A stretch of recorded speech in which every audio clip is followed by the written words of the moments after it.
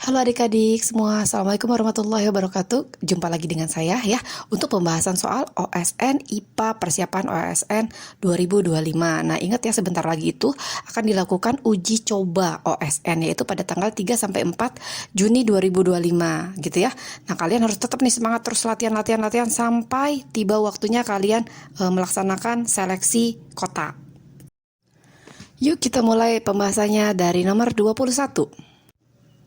Nomor 21, piramida ekologi di samping menunjukkan ketersediaan energi pada tiap tingkatan trofik di suatu ekosistem. Pernyataan yang benar terkait dengan aliran energi yang terjadi pada gambar tersebut adalah: A. Energi mengalir ke bawah piramida dengan jumlah energi tertinggi pada puncak piramida. B. Energi mengalir ke atas piramida dengan jumlah energi paling sedikit di bagian atas. C. Energi mengalir ke bawah piramida dengan energi paling banyak di bagian bawah. D. Energi mengalir ke atas piramida dengan energi paling sedikit di bagian bawah. Nah, prinsip dari piramida energi ini adalah energi itu mengalirnya dari bawah ke atas gitu ya, yaitu dari produsen ke konsumen puncak. Nah, semakin ke atas jumlah energi yang tersedia itu akan semakin sedikit tentunya ya, karena sebagian besar energi itu hilang sebagai panas atau digunakan untuk aktivitas organisme. Kita lihat pada gambar soal itu menunjukkan piramida ekologi, tepatnya piramida energi ya, yang menggambarkan aliran energi melalui berbagai tingkat trofik dalam suatu ekosistem. Pada gambar, padi itu berada di bagian dasar paling bawah, yaitu sebagai produsen tingkat trofik pertama. Kemudian tikus memakan padi sehingga konsumen pertamanya adalah tikus. Kemudian ular memakan tikus, ular itu jadi konsumen kedua. Kemudian burung elang memakan ular, itu menjadi konsumen puncak. Nah, di pilihannya A, energi mengalir ke bawah piramida dengan jumlah energi tertinggi pada puncak piramida, itu salah ya. Kenapa? Karena energi itu tidak mengalir ke bawah, melainkan tadi sudah dijelaskan bahwa energi terbanyak itu justru ada di bagian bawah, yaitu produsen. Kemudian yang B, energi mengalir ke atas piramida dengan jumlah energi paling sedikit di bagian atas. Nah, ini adalah pernyataan yang benar karena energi mengalir itu ke atas piramida, dan semakin ke atas energi itu semakin sedikit karena terjadi kehilangan energi di setiap tingkat trofik tersebut. Kemudian jawaban C itu energi mengalir ke bawah piramida dengan energi paling banyak di bagian bawah, itu juga salah.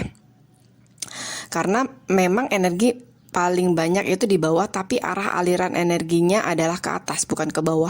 Sedangkan yang D itu jawabannya itu agak ambigu ya, karena tidak menjelaskan arah aliran energinya kemana gitu ya. Maka jawabannya yang tepat adalah yang B. Untuk soal nomor 22, Budi melakukan suatu percobaan, yaitu meneteskan air garam pada sel hewan dan sel tumbuhan. Kemudian mengamati perubahan yang terjadi di bawah mikroskop. Sel hewan teramati mengerut seluruhnya, sementara itu hanya bagian dalam sel tumbuhan yang tampak mengerut, sedangkan bentuk selnya tetap. Berdasarkan gambar di atas, struktur yang menjaga bentuk sel tidak berubah setelah ditetesi air garam tampak pada nomor titik-titik dan tersusun dari komponen senyawa titik-titik. A. 2 peptidoglikan, B. 2 kolesterol, C. 4 kitin, D. 4 selulosa. Soal ini tuh berkaitan dengan perbedaan struktur sel tumbuhan dan sel hewan, terutama dalam merespon larutan hipertonik ya, yaitu di sini disebutkan air garam. Nah, sel hewan itu ketika ditetesi air garam atau larutan hipertonik tadi, itu airnya keluar dari sel sehingga sel mengerut seluruhnya. Jadi tidak ada dinding yang menahan bentuknya. Tetapi sel tumbuhan itu ketika air keluar, bagian dalam sel itu mengerut, tapi bentuk luarnya tetap karena ada dinding sel. Nah, kita lihat pada gambar nomor 4 ini menunjukkan pada bagian dinding sel, yaitu struktur keras di luar membran sel yang hanya ada pada sel tumbuhan. Di sel hewan itu tidak ada dinding sel ya. Kemudian dinding sel ini tuh tidak merubah bentuk, dia menjaga bentuk sel meskipun isi sel menyusut akibat osmosis, dan dia itu tersusun dari komponen senyawa yang disebut selulosa, sehingga jawaban untuk nomor 22 adalah D. Next, number 23. Animal which bodies are covered with exoskeleton and appear segmented are classified into blah blah blah phylum. A. Echinodermata, B. Coelenterata, C. Mollusca, D. Arthropoda. Oke, saya jelasin ya. Nah, ini soalnya itu tentang hewan yang tubuhnya itu ditutupi sama eksoskeleton atau rangka luar dan kelihatan tersegmentasi. Tersegmentasi itu berbuku-buku gitu ya. Itu masuk ke dalam film Arthropoda. Contoh hewan dari film ini tuh banyak banget. Misalkan serangga atau insekta, laba-laba atau arachnida, kepiting dan udang atau krustasea masuknya. Juga lipan. Nah, lipan atau kelabang itu masuknya Myriapoda ya. Ciri khas utama dari arthropoda yaitu dia memiliki satu rangka luar yang terbuat dari kitin, itu disebutnya exoskeleton tadi ya. Kemudian tubuhnya itu terbagi jadi beberapa segmen. Punya kaki yang berruas-ruas. Nah, kalau yang lain, kita cek yang lain ya, kayak Echinodermata. Nah, itu kayak bintang laut, kulitnya berduri dan nggak punya exoskeleton. Sedangkan Coelenterata itu kayak ubur-ubur dan anemon laut. Tubuhnya itu lunak dan simetri radial gitu kan. Kemudian moluska itu kayak siput. Contohnya ya seperti siput, kerang, cumi-cumi, kemudian punya tubuh yang lunak dan kadang dia juga punya cangkang tapi bukan exoskeleton. Jadi nomor 23 ini jawaban yang tepat adalah D. Arthropoda. Soal nomor 24, bagian dari sistem saraf yang bertanggung jawab untuk mengatur kerja otot rangka adalah A. Sistem saraf otonom, B. Sistem saraf simpatik, C. Sistem saraf parasimpatik, D. Sistem saraf somatik. Nah, saya jelaskan dulu ya. Sistem saraf manusia itu jadi terbagi menjadi dua bagian utama. Yang pertama sistem saraf pusat, yaitu otak dan sumsum tulang belakang. Kemudian sistem saraf tepi, yaitu saraf-saraf yang menjalar ke seluruh tubuh. Nah, sistem saraf tepi ini juga dibagi menjadi dua, yaitu sistem saraf somatik dan sistem saraf otonom. Nah, fungsi sistem saraf somatik ini mengatur gerakan sadar, volunteer, terutama kerja otot rangka ya. Misalnya berjalan, menulis, berbicara, mengangkat tangan, dan sebagainya. Itu berhubungan dengan otot rangka. Sistem saraf somatik ini juga membawa sinyal dari otak dan sumsum tulang belakang ke otot rangka yang menyebabkan kontraksi otot yang kita sadari.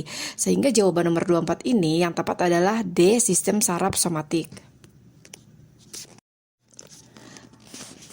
Question number 25. Which of these statements is not true about fertilization in a fern plant? A. An egg is produced in an archegonium. B. A sperm is produced in an antheridium. C. The sperm is carried by the wind to the egg. D. Eggs and sperm are produced by the gametophyte generation. Pertanyaan ini tuh menanyakan pernyataan manakah yang tidak benar tentang proses fertilisasi atau pembuahan pada tumbuhan paku, fern ya. A. Sel telur dihasilkan di dalam archegonium. B. Sperma dihasilkan di dalam antheridium. C. Sperma dibawa oleh angin menuju sel telur. D. Sel telur dan sperma dihasilkan oleh generasi gametofit. Yang A kita cek. Kita perhatikan pilihan jawabannya A, sel telur dihasilkan di dalam archegonium. Nah, pernyataan ini itu benar. Archegonium adalah organ reproduksi betina pada gametofit tumbuhan paku. Itu diingat ya, yang menghasilkan sel telur. Kemudian pernyataan B, sperma dihasilkan di dalam antheridium. Nah, pernyataan ini juga benar. Antheridium adalah organ reproduksi jantan pada gametofit yang menghasilkan sel sperma. Kemudian kita cek pernyataan yang D dulu. Sel telur dan sel sperma dihasilkan oleh generasi gametofit. Nah, pernyataan ini tuh benar. Pada tumbuhan paku, generasi gametofit haploid menghasilkan gamet atau sel telur dan sperma, gitu ya. Jadi pernyataan yang tidak benar itu adalah yang C, sperma dibawa oleh angin menuju sel telur. Ini pernyataan yang salah. Karena sperma pada tumbuhan paku itu memiliki flagela atau ekor dan berenang melalui air untuk mencapai sel telur. Mereka tidak dibawa oleh angin seperti pernyataan D ya. Seperti serbuk sari gitu pada tumbuhan berbiji itu tidak. Jadi jawaban yang tidak benar adalah yang C. The sperm is carried by the wind to the egg. Number 26. Water in lakes can appear to have various colors such as green or brown. These colors can be caused by the presence of which microorganism? A. Eglina, B. Amoeba, C. Azotobacter, D. Rhizobium. Nah, untuk nomor 26 ini pertanyaannya, air di dalam danau itu dapat terlihat memiliki berbagai warna seperti hijau atau coklat tadi itu ya. Warna-warna yang dimiliki ini dapat disebabkan oleh keberadaan mikroorganisme apa? A. Euglena, B. Amoeba, C. Azotobacter, D. Rhizobium. kita tahu bahwa Eugleena ini adalah genus mikroorganisme yang bersalah satu yang dapat berfotosintesis gitu ya, karena dia itu memiliki klorofil dan sering ditemukan di perairan tawar seperti danau. Ketika jumlahnya banyak, Eugleena dapat membuat air terlihat hijau karena kandungan klorofil yang dimilikinya tadi gitu ya. Mikroorganisme lain seperti alga yang tidak disebutkan di sini itu juga dapat menyebabkan air menjadi hijau atau coklat. Pilihan lainnya tidak biasanya terkait dengan perubahan warna air danau. Misal B yang amoeba. Amoeba itu protozoa tidak berwarna dan juga tidak berfotosintesis, sehingga tidak mungkin dong membuat air di danau itu berubah warna menjadi hijau. Kemudian yang C azotobakter. Nah, bakteri tanah yang berperan dalam fiksasi nitrogen ini juga bukan penyebab perubahan warna air. Kemudian yang D rhizobium. Nah, ini bakteri penambat nitrogen yang berasosiasi dengan akar tanaman, bukan penyebab terjadinya warna air di danau. So the answer for number 26 is A, Eugleena gitu ya. Jawabannya adalah A. Soal nomor 27, pernyataan yang tepat berkaitan dengan perbandingan efektivitas perpindahan zat nutrien dan sampah metabolisme melewati membran pada sel A dan B adalah A. Perpindahan zat pada sel A lebih efektif karena perbandingan luas permukaan membran terhadap volume sel lebih besar pada sel yang berukuran kecil. B. Perpindahan zat pada sel A lebih efektif karena perbandingan luas permukaan membran terhadap volume sel lebih kecil pada sel yang berukuran kecil. C. Perpindahan zat pada sel B lebih efektif karena semakin besar ukuran sel, kecepatan perpindahan zatnya juga semakin besar. D. Perpindahan zat pada sel B lebih efektif karena sel B memiliki inti sel yang besar sehingga memiliki kemampuan yang lebih luas dalam meningkatkan kecepatan perpindahan zat melewati membran. Nah, kalau kita perhatikan sel pada gambar ini, sel A itu memiliki sel yang lebih kecil daripada sel B gitu ya. Dalam konsep biologi yang relevan, efektivitas perpindahan zat melalui membran sel bergantung pada rasio luas permukaan terhadap volume, surface area to volume ratio. Sel yang kecil seperti gambar A itu memiliki rasio SA banding V-nya itu lebih besar. Artinya, lebih banyak luas permukaan relatif terhadap volumenya. Proses difusi atau perpindahan zat itu lebih efisien.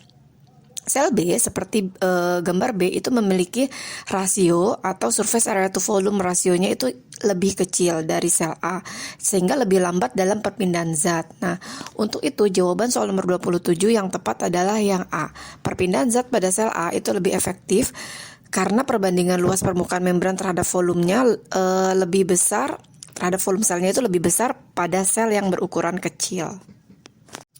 Soal nomor 28, berdasarkan grafik dari 4 populasi berbeda dalam ekosistem yang sama, pernyataan yang benar jika jumlah populasi B meningkat 25% adalah yang A. Jumlah energi yang didapat oleh populasi D akan menurun. B. Biomasa dari populasi D akan menurun. C. Jumlah energi yang didapat oleh populasi A akan meningkat. D. Biomasa dari populasi A akan berkurang. Nah, jika kita perhatikan grafik ini ya, dalam suatu ekosistem, ingat ya, jumlah populasi itu berbanding terbalik dengan tingkat trofik. Jika populasinya paling besar atau terbesar di suatu populasi, itu kemungkinan besarnya adalah produsen atau tingkat trofik pertama. Kemudian populasi menengah atau yang lebih kecil dari yang terbesar tadi itu kita masukkan ke konsumen 1 atau herbivore. Kemudian setelah itu populasi yang lebih kecilnya lagi itu kita masukkan ke konsumen tingkat 2 atau carnivore. Nah, populasi yang paling kecil atau konsumen puncak itu kita sebut predator tingkat tinggi ya. Jadi populasi paling kecil itu disebut konsumen puncak atau predator tingkat tinggi. Kita cek grafiknya. Mana nih yang produsen? Nah, produsen itu kita lihat yang paling besar yaitu populasi C. Jadi C itu produsen, kemudian setelah C itu populasi A yang merupakan herbivore atau konsumen tingkat 1, kemudian populasi B carnivore 1 atau konsumen 2, setelah itu yang paling kecil populasi D atau carnivore 2 atau kita sebut juga predator puncak. Nah, jika populasi B itu meningkat 25%, maka pernyataan yang benar adalah kita cek jawaban, pilihan jawaban yang A. Jumlah energi yang didapat oleh populasi D akan menurun. Pernyataan ini tidak tepat, karena jika populasi B meningkat, makanan D, maka D berpotensi mendapat lebih banyak energi, gitu ya. kata menurun di sini salah. Kemudian B, biomasa dari populasi dia akan menurun. Nah, ini juga terbalik ya, bahkan bisa meningkat bila makanan B itu bertambah. C, jumlah energi yang didapat oleh populasi A akan meningkat. Nah, ini salah ya. A justru dimangsa lebih banyak oleh B karena energinya tidak akan meningkat gitu ya. Kemudian yang D, biomasa dari populasi A akan berkurang. Nah, pernyataan ini adalah pernyataan yang benar karena B meningkat, maka A lebih banyak dimakan. Biomasa A akan berkurang ya. Jadi jawaban nomor 28 ini adalah D. Soal nomor 29, pernyataan yang tepat jika seluruh alga dihilangkan dari lumut kerak atau lichen adalah A, fungi akan kehilangan sumber senyawa organik, B, alga akan kehilangan sumber senyawa organik, C, fungi akan mulai mengering karena kurangnya kemampuan menyimpan air. D, lumut kerak atau lichen tidak akan mengalami dampak apapun. Nah, lumut kerak atau lichen itu bukan satu makhluk hidup tunggal ya. Dia itu hasil dari simbiosis mutualisme antara alga dan fungi. Jadi kalau misalkan sederhananya lichen itu sama dengan alga ditambah fungi gitu ya. Alga atau cyanobacteria itu dia melakukan fotosintesis menghasilkan makanan, sedangkan fungi itu melindungi, menyerap air dan mineral dan menyediakan tempat tinggal. Mereka hidup berdampingan, melakukan simbiosis mutualisme ya, sampai terlihat seperti satu organisme. Padahal sebenarnya dua jenis makhluk hidup yang berbeda yang bekerja sama erat membentuk struktur unik yang kita sebut lumut kerak atau lichen. Jadi, jika alga itu dihilangkan, maka fotosintesis tidak akan terjadi. Jamur atau fungi tidak akan mendapat sumber makanan atau senyawa organik. Nah, hubungan simbiotik terputus, maka lichen tidak bisa bertahan hidup gitu ya. Jadi kita lihat pilihannya yang A, fungi akan kehilangan sumber senyawa organik. Nah, pernyataan ini sudah benar nih, karena alga yang menghasilkan senyawa organik melalui fotosintesis dihilangkan gitu ya. Pernyataan B itu salah, alga akan kehilangan sumber senyawa organik. Itu salah karena justru alga itu penghasil senyawa organik, bukan penerima gitu ya. Yang C, fungi akan mulai mengering karena kurangnya kemampuan menyimpan air. Nah, ini juga salah ya, karena fungsi fungi tadi untuk menyerap dan menyimpan air, bukan alga. Yang D, lumut kerak atau lichen tidak akan mengalami dampak apapun. Nah, dampaknya justru sangat besar. Lichen itu akan mati atau rusak tanpa alga. Sehingga jawaban nomor 29 ini adalah yang A, fungi akan kehilangan sumber senyawa organik.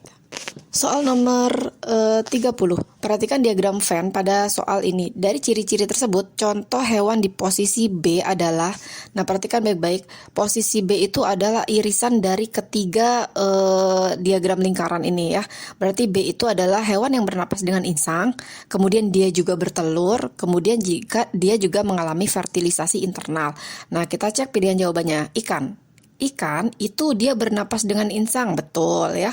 Kemudian dia juga bertelur, betul. Tapi fertilisasinya tidak internal, dia melakukan fertilisasi eksternal. Sehingga kita jangan pilih jawaban yang A. Kemudian jawaban yang B, kepiting. Nah, kepiting ini dia bernapas dengan insang, betul ya. Kemudian bertelur juga. Kemudian fertilisasinya internal, iya. Jadi jawabannya sudah kita dapatkan yaitu yang B. Tapi kita cek juga yang C, bintang laut. Nah, bintang laut ini tidak bernapas dengan insang sejati ya. Kemudian fertilisasinya juga tidak eksternal ya. Nah, jadi jawabannya juga tidak cocok nih yang bintang laut ya. Kemudian kerang itu bernapas dengan insang. Oke, dia bernapas dengan insang. Kemudian dia juga bertelur, tetapi dia melakukan fertilisasi internal bukan eksternal. Jadi jawaban dia juga tidak cocok. Kita ambil jawaban nomor 30 ini adalah yang B, yaitu kepiting. Nah, adik-adik, sampai di sini dulu ya pembahasan soal OSN IPA persiapan OSN 2025. Bagi yang ingin ditanyakan, kalian boleh tanyakan ke kolom komentar, atau kalian juga bisa bertanya kepada guru kalian atau orang tua kalian di rumah. Semoga sukses. Assalamualaikum.